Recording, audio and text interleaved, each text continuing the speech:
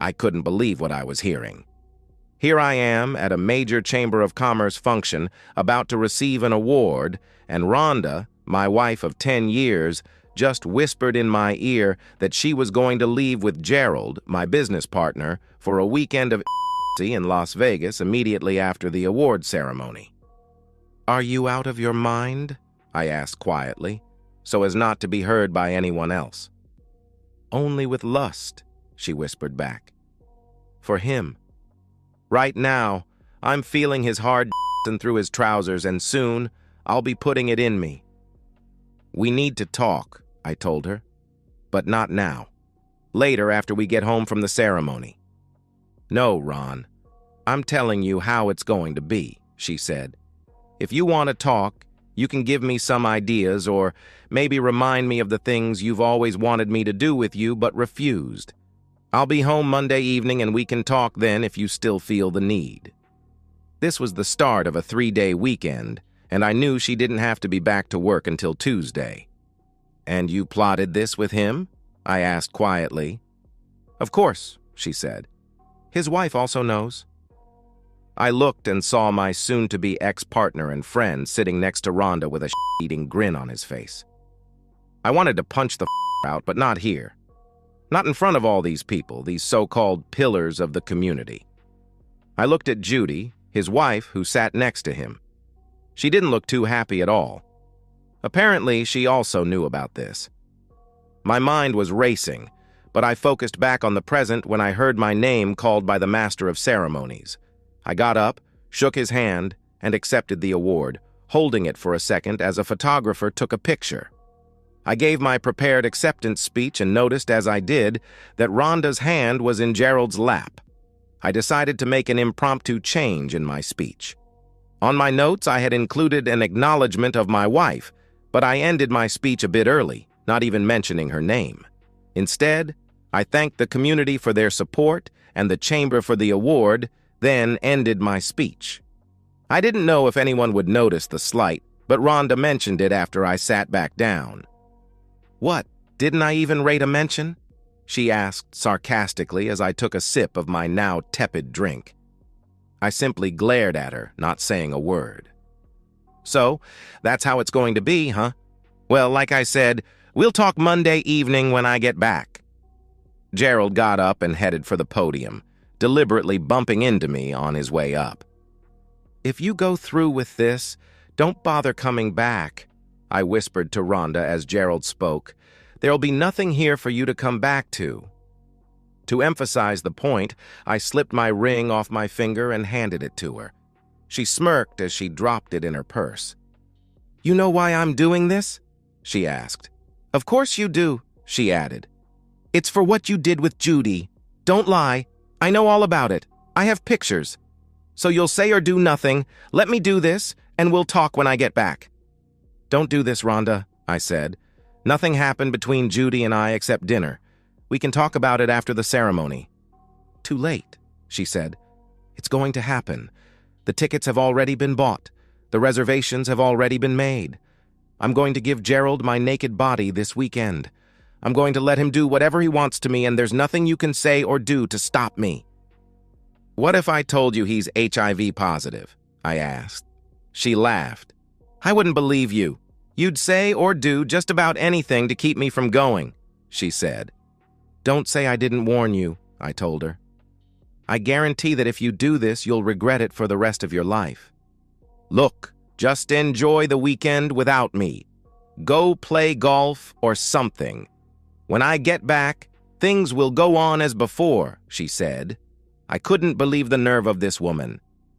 "No, they won't, Rhonda," I told her. "We'll see about that," she said. A minute or two later, Gerald returned and took his seat. Rhonda turned to him, and I could see she had placed her hand back in his lap. Disgusted, I turned away from her. Finally, the event was over, and we got up to leave. "This is your last chance, Rhonda," I said. She and Gerald smirked as they looked at me. "We're leaving now, Ron," she said. "I may call you, or not. Either way, I'll see you Monday." "No hard feelings, partner," Gerald said. I promise not to damage her too badly for you. We're done, Gerald, I told him calmly. As partners and friends, I don't ever want to see or hear from you again. We'll see about that, partner, he said as he guided Rhonda away. I turned and looked at Judy, who had tears falling down her face.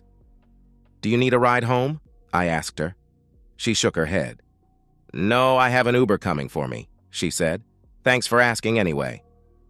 Didn't you tell them that nothing happened between us? I asked. That it was just a dinner and a conversation? I tried, but they wouldn't listen, she said.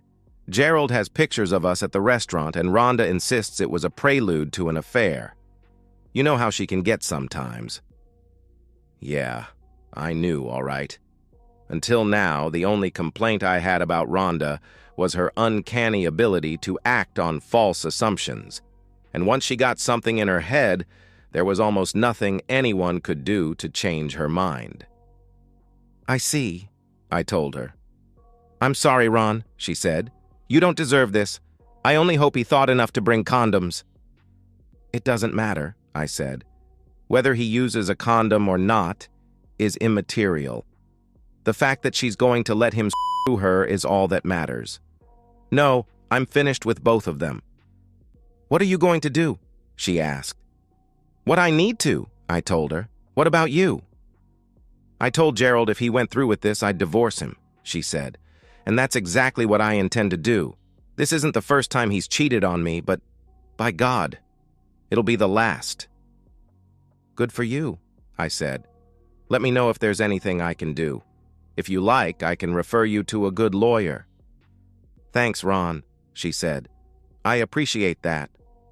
With that, she left, and I followed shortly, making my way back to the car.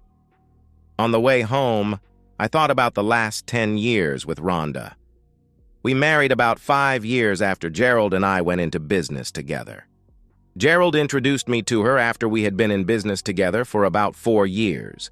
By then, he and Judy had been married for 3 years. Rhonda and I dated, fell in love, and got married. Gerald was the best man at our wedding, and I never would have believed he would be capable of doing something like this. I never thought Rhonda would either. By the time we got married, the business was growing significantly, so my lawyer suggested I have her sign a prenuptial agreement to protect my assets, which included my home and the business. She didn't like it, but she signed it anyway. I made sure the agreement was equitable and included a clause for infidelity. I had a lot to do and not a whole lot of time to get it done. It was still fairly early in the evening when I got home, so I called my lawyer, Jim Simpson, on his cell. Hey, Ron, he said. I thought you and Rhonda would be celebrating your award tonight. What's going on? He listened as I told him what happened earlier in the evening. Oh my God, Ron, I'm so sorry to hear that, he said when I finished. You want me to start drawing up papers? Yes, Jim, I said. I want a divorce for adultery based on our prenuptial, and I want you to draw up papers dissolving the partnership. When Gerald and I drew up the partnership, we included a clause that said the partnership could be dissolved if one or more of the partners engaged in morally unacceptable behavior that could significantly impact the operation of the business. I felt this certainly fell into that category. Are you sure about that? He asked. Yes, I said. Absolutely. I want it reorganized as a sole proprietorship if possible. I know we had talked about incorporating it as a limited liability company before. Maybe this is the time to do that. All right, I'll get the ball rolling on that, Jim said. It's going to take some time, though. I know, I said, but I want the partnership dissolved as fast as possible, and I want my losses mitigated as much as possible. Consider it done, my friend, he said. Thanks, I said, ending the call. I knew that under the terms of the agreement, I would have to pay Gerald something to get him out of the company, so the less I had to give him, the better. I knew Jim would come through for me. A couple of hours later, I got a call from Rhonda. I just wanted to let you know we're at the hotel in Vegas, she said, and I'm so ready for a weekend of hot. Rhonda, you should know before you do this that Gerald is HIV positive, I said. If you go through with this, you'll regret it for the rest of your life. Stop this nonsense and come home right now. If you do, then maybe, and I do mean maybe, we can fix our marriage. Oh, Ron, she said with a laugh. Are you still on that? Get over yourself. This is going to happen. I am going to let Gerald my brains out all weekend long. In fact, I'm getting just thinking about it. Maybe if you're a good boy, I'll feed you some of his when I get home. Rhonda, I'm warning you, I began to say, but she had already ended the call. That was it. I had warned her, but she refused to listen. The rest of my now screwed-up weekend was spent exorcising Rhonda from my life. On Jim's advice, I went to the bank on Saturday morning and took care of things there, paying off her credit card before canceling it. I got 3 voicemails from Rhonda and a few text messages over the weekend. She was doing her best to get me riled up. Oh yeah, she moaned in one of her voicemails. Gerald's is buried deep in me right now, Ron. It's so much bigger than yours and feels so much better. In case you're wondering, I've him several times already. I know I've never done that for you, but he is just so delicious. Maybe I'll let him get me. Gotta go now. He's getting ready once again. Bye now, bye. The other voicemails were very similar. I forwarded all of them to Jim so he could have them as proof of Rhonda's adultery. I also forwarded them to Judy so she could use them in her divorce from Gerald. I called a locksmith and had all of the locks changed on the doors. I wasn't worried about keeping the house, as I had bought it before we got married and the mortgage was in my name only. I tossed all of her clothes and prized possessions into trash bags and crammed them into her car, leaving enough room for her to drive. I pulled the car out of the garage and left it in the driveway. I pulled down all of the photos that included Rhonda. I broke up the large wedding portrait that hung over the fireplace before placing the broken pieces inside to be burned. By the time I was finished, there was no evidence that she had ever been in the place. After listening to her voicemails the next morning, I called her mother and said we need to talk. She invited me over for lunch, so I went. After eating a sandwich, she asked me what was going on, so I told her everything. I even played the voicemails Rhonda had left. By the time I finished, she was inconsolable. That stupid girl, she said. I can't believe she would do something like this to you. I'm so sorry, Ron. Of course, she can stay here until she gets back on her feet, but I'm going to tan her hide for this. I'm sorry as well, Mom, I told her. I always thought of Rhonda's mother as Mom, especially since my own mother died from a stroke a few years before. She's going to need all the help and support you can give her. Of course, she said, but I'm still going to put her over my knee. I chuckled and gave her a hug. Please stay in touch, Ron, she said as we broke the hug. I promised I would and left. She was still wiping tears from her face when I left. From there, I went to a tavern that served the juiciest burgers and enjoyed one with a couple of beers. Jim called me on Monday to say he had the paperwork drawn up, so I went to his office. Everything looked good, so I paid his retainer and left. The papers would be filed with the court the next day, which was Tuesday. Where would you like her served? Jim asked. Preferably at her place of work, I said. She humiliated me in public, so I think it's only fair I return the favor. Okay, he said before I left. I got a couple more voicemails from Rhonda that day, the last one letting me know she was on her way home. I got a good laugh at that. Gerald dropped her off that evening at about 5:30, then took off. Apparently, he was a bit too cowardly to face me after what he had done. I waited and heard her come onto the porch. I heard her trying her keys, but none of them worked. Finally, she rang the doorbell. I ignored it for a few minutes, and she began pounding on the door. "Let me in! Damn it!" she yelled. I got up and walked to the door. I opened it and stepped outside. She looked at me before trying to walk inside, but I stopped her. "What are you doing? I live here too." "No, you don't," I told her. "Not anymore. You gave up that right when you left Friday night." But I told you I would be back and we could discuss things if you still wanted to, she said. And why is my car in the driveway? Why isn't it in the garage? And what's all that stuff in it? That's all your stuff, Rhonda, I said. Like I said, you don't live here anymore. Look, I know you're upset, she said. We can talk about it if you want. I wanted to talk with you on Friday, but you weren't interested, remember? I asked. I practically begged you to listen to me, but you flat out refused and insisted on spending the weekend with Gerald. That's right, she said. Since you with his wife, I figured I deserved to get some revenge. And what proof do you have that I had with Judy? I asked. Show me. She pulled out her phone and showed me a picture of Judy and me at a table in a restaurant. What's that? She asked. That's two people talking over dinner, I said. There's no in that picture, and nothing happened between Judy and I. For that matter, I have never been with another woman since you and I became exclusive. Then why were you having dinner with her? Rhonda asked. Surely you expected something afterward. There you go again, making false assumptions, I said. What are you talking about? She asked.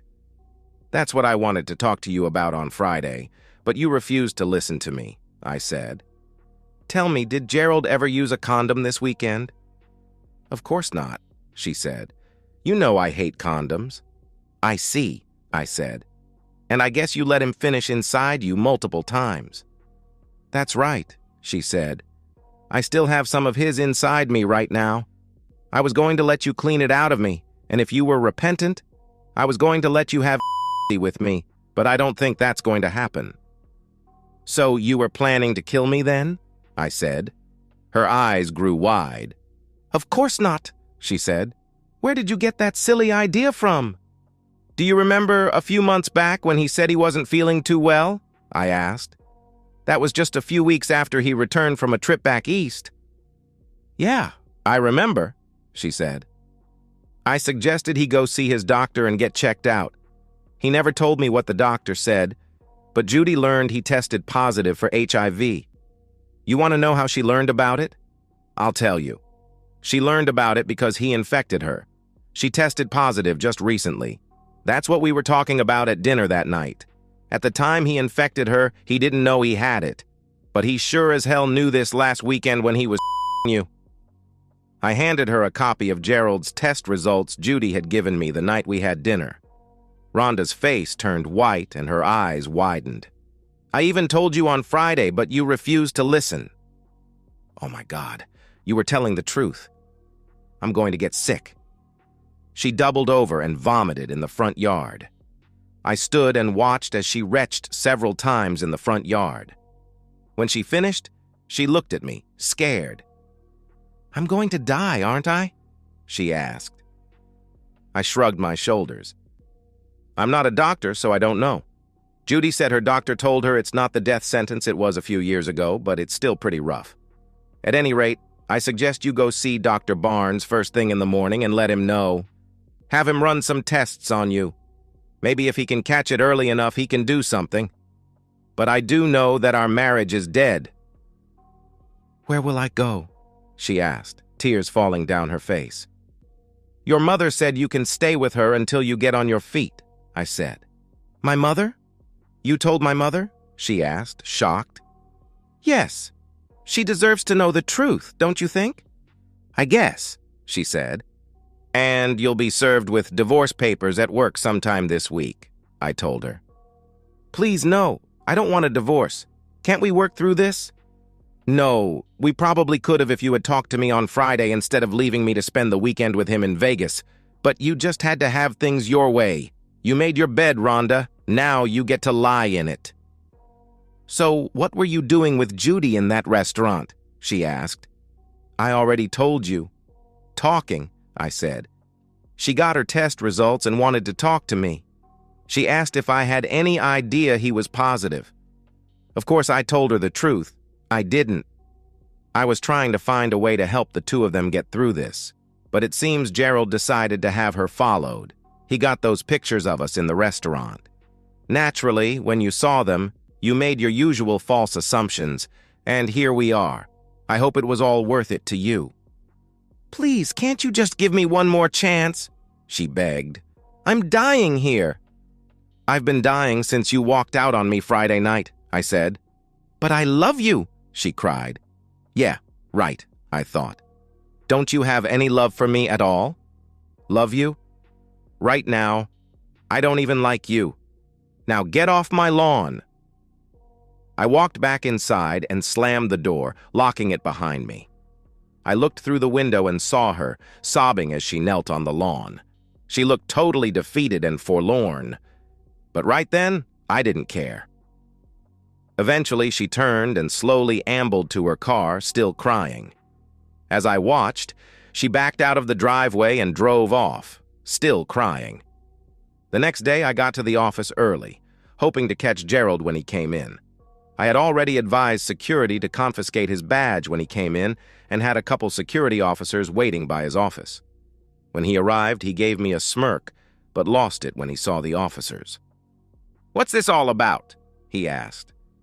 "They're here to confiscate your badge and make sure you don't take any company property when you leave," I told him.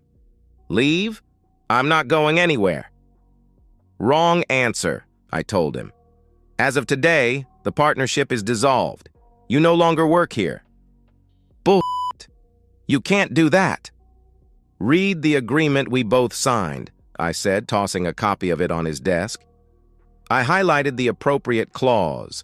The dissolution of the partnership is being filed this morning, and the company is temporarily being reorganized as a sole proprietorship.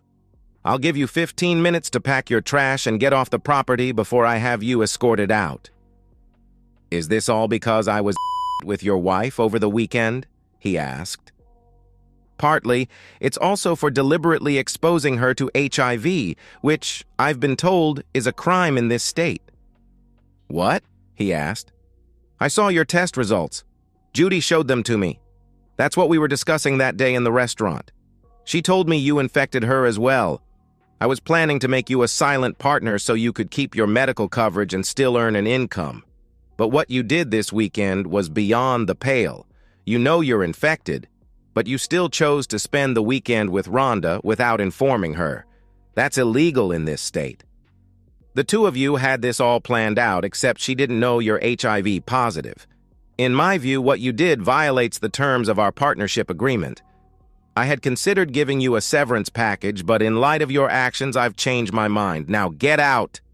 "You can't do this," he exclaimed. "I'll fight you on this. So help me God. I'll start spreading rumors that you've been half the female staff here, threatening their jobs if they don't go along with what you want." "Really?" I asked. "You'd deliberately slander me in the community for revenge? On top of deliberately infecting my wife with HIV so she could infect me?" "Goddamn right. By the time I'm done, you won't have any business at all." I smiled and pulled an audio recorder from my pocket. I hit a button and played our conversation back to him. "I think that should add a few million to the lawsuit and help secure a conviction, not to mention the fact that you made your claim in front of at least 2 witnesses. Right?" I asked, looking at the 2 security guards, who smiled and nodded their heads. I looked at my watch. "You know, I used to think you were my best friend. I also used to think you were quite intelligent. I see now that my initial assessment of you was wrong. You have 10 minutes to pack up and get the hell off my property." I looked at the guards before speaking again. "Keep an eye on him. Make sure he doesn't touch his computer and only takes what's his." "Yes, sir, Mr. Hastings," one of the guards said. Gerald packed his stuff as the security guards watched. On his way out, he stopped by my office. "I'm sorry, Ron," he said. "Just go. Get out." After Gerald left, I called a meeting of all employees. It was crowded in the main office, but I felt they deserved to know there would be changes. I told them that Gerald was no longer with the company and the partnership had been dissolved. I assured them that this change wouldn't affect their jobs in the long run, but could cause some short-term disruption. One of the employees asked why Gerald left, but all I would say is that it was a personal matter. The next several weeks were a blur. Rhonda was served with divorce papers at her place of work on Thursday, which prompted a great deal of gossip. Her mother told me she had gone to see the doctor on Tuesday, but it would be a while before she got the results of her tests. Thankfully, Rhonda didn't deluge me with calls or texts. It seems she finally realized that she had made a huge mistake, one that would affect her for the rest of her life. Realizing there would be no reconciliation, she signed the papers. Jim told me the divorce would be final in 90 days. Judy filed for divorce against Gerald on the grounds of adultery. She told me he was living in a motel room that was rented by the week until he could find something else. But he had another problem. After Rhonda's visit, Dr. Barnes reported Gerald to the authorities. From what I learned, the state we live in requires those infected with HIV to inform their partners before any sexual activity takes place. Since Rhonda said Gerald never informed her, he could receive up to 20 years in prison. I also learned that this was one of those laws many prosecutors didn't like to enforce, since there was too great a chance of backlash. But the local authorities decided to go after Gerald, based on Rhonda's testimony. A week or so after being kicked out of his house, police showed up at the motel where he was staying and took him into custody. Concerned that he could present a danger to the general population, he was placed in solitary confinement. Gerald's trial became something of a circus. The prosecuting attorney painted him as a cruel, manipulative SOB who deliberately set out to infect me, his partner, with the disease by first infecting Rhonda. Rhonda testified, as did I. Judy also testified. The prosecutor also played the audio I captured in my office, putting Gerald in an even worse position. It didn't take long for the jury to convict. Disgusted by what he heard, the judge sentenced him to the maximum allowable by law, 20 years in the state penitentiary. But Gerald's problems were far from over. Now he was in the middle of a divorce as well as civil litigation. After Judy's divorce was finalized, she sold her home and moved out of the area. Rhonda contacted me a few days before our divorce was final and asked me if I would have dinner with her. After thinking about it, I agreed. I felt it was time for closure. We met at a quiet restaurant where we enjoyed a final meal. "I hope you're not too scared or ashamed to be seen with me," she said. "We're not going to be swapping any bodily fluids, so it shouldn't be a problem," I told her half-jokingly. "I got the results of my test, I'm positive." "I'm not surprised, but I am sorry to hear that," I told her. "It's not your fault. You tried to warn me, but I wouldn't listen. It's a mistake I'll be paying for the rest of my life." "So, what is the doctor doing?" I asked. "He's got me on an antiretroviral therapy. It'll never be cured, but he tells me I can live a fairly normal life if I take the drug every day. Of course, I had to let my boss know. He's letting me telecommute, so I can work from home, and Mom says I can stay with her as long as I need to." "That's good to hear," I said. "My lawyer is also filing a lawsuit against Gerald. I've been told it's pretty much a slam dunk with his conviction, but collecting may be an issue with him being in prison and all." "I see," I told her. "Well, I happen to know that his 401k was pretty substantial even after subtracting Judy's portion. She also sold their house, so maybe you can get his half of that. Have you spoken with her recently?" "I have. She's out of the area, but we still talk from time to time. I'll mention that to her and see what she says." "What happened to you, Rhonda?" I asked after a while. "I don't get it. I wanted to have kids with you, spend the rest of my life with you." "I don't know," she said quietly. "When Gerald showed me those pictures of you with Judy, I lost it. I just knew you were having intimacy with her. I really jumped the shark on that, didn't I?" "Just a bit. But why didn't you just talk to me?" I asked. "I was angry. I didn't want to hear anything you had to say. Judy tried to warn me as well, but I figured she was in cahoots with you and would say anything to stop me." "I even told you that Friday about Gerald," I said. "Twice. I hoped you would have gotten the hint." "Frankly, I didn't want to hear anything you had to say," she told me. "And now I'm paying the price. I'll be paying it for the rest of my life.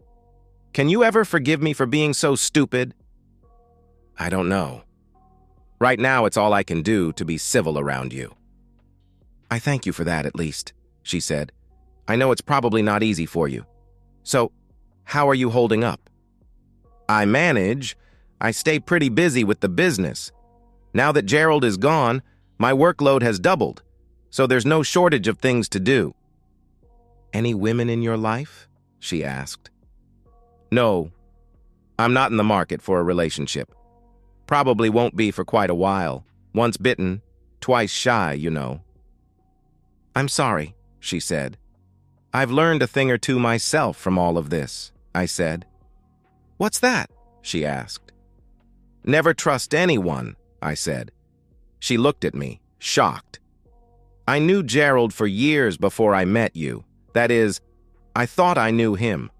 I had no idea he was capable of doing what he did, and the things I learned about him during their divorce frankly make me sick to my stomach. And what you did certainly didn't help.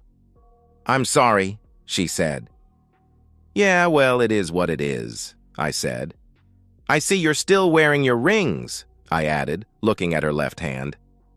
We're still technically married, she said, at least for a few more days.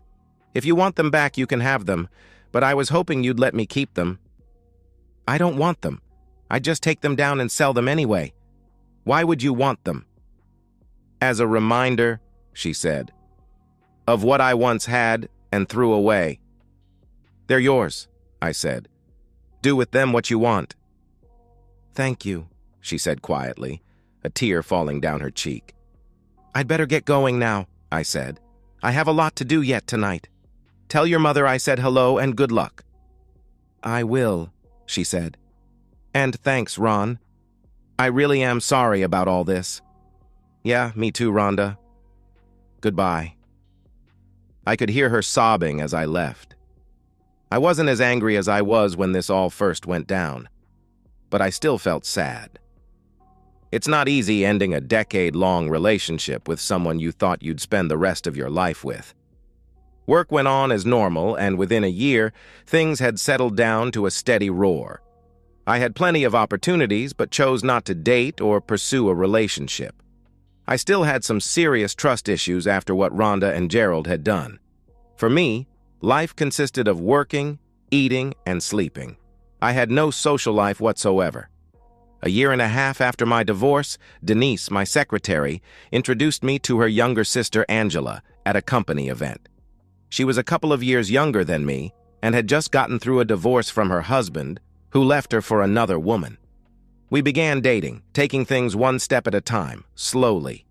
Both of us had been burned by our previous spouses and still had some trust issues, but as we spent more time together, our trust in each other grew. We dated several times over the course of a month before we ended up spending the night together in my bed. A few months later, I popped the question, and she said yes. Our wedding is set for the spring, to be followed up with a 5-day Caribbean cruise. We extended an invitation to Rhonda's mother, but we don't know if she plans to attend. I'm still hurting from what Rhonda and Gerald did, but Angela has done a superb job of healing the scars. I've done my best to help her heal as well, and I'm certainly looking forward to spending the rest of my life with her. Thinking about Angela, I'm often reminded of the old saw that says, sometimes the bad things that happen in our lives put us directly on the path to the best things that will ever happen to us. And so, we've reached the end of today's story. Was it what you expected, or did it take a twist you didn't see coming?